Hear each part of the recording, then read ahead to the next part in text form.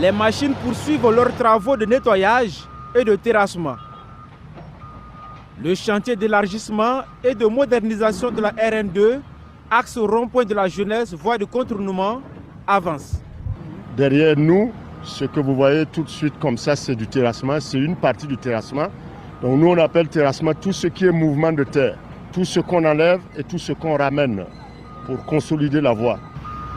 Sur le chantier, il est prévu la réalisation de 3 files de caniveaux.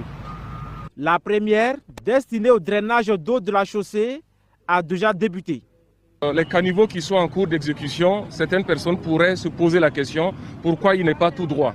Parce qu'effectivement, à certains endroits, ce caniveau a fait semblant d'aller un peu vers la gauche, de partir et de dégager un espace. Cet espace est prévu en fait pour des aires de stationnement.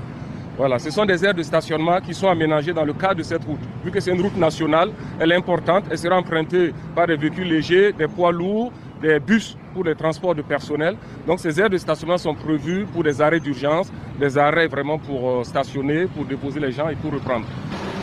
Afin d'éviter que l'infrastructure à réaliser ne s'affaisse, selon l'entreprise PEFO Africa Burkina, il est important que le bitume soit posé sur une couche de sol dite solide. Et dans la recherche de cette couche, l'entreprise est souvent obligée de creuser jusqu'à 1,50 m de profondeur par endroit. Vous voyez l'état du matériau. Si on n'arrive pas à enlever ce matériau, si on met n'importe quel matériau, quelle que soit l'épaisseur, on risque d'avoir des problèmes. Et comme nous sommes calés par rapport à un niveau, à un moment donné, notre niveau de route nous détermine les zones à enlever. Et c'est comme ça on enlève, ça peut être 1 mètre, ça peut être 1,50 m, mais s'il faut l'enlever, on va l'enlever pour que nous soyons sûrs que nous reposons sur quelque chose de bien. Voilà. Ce qui ralentit actuellement les travaux sur ce chantier, selon les responsables, ce sont les activités de déplacement des réseaux de télécommunications et d'eau courante, toujours en cours. Vous avez également les réseaux électriques, les réseaux de la Sonabel. Donc tous ces travaux sont actuellement engagés, mais ne sont pas encore achevés. Et tant qu'ils ne sont pas achevés, les emprises ne sont pas totalement libérées. Donc on travaille en tenant compte des emprises qui sont pour l'instant disponibles.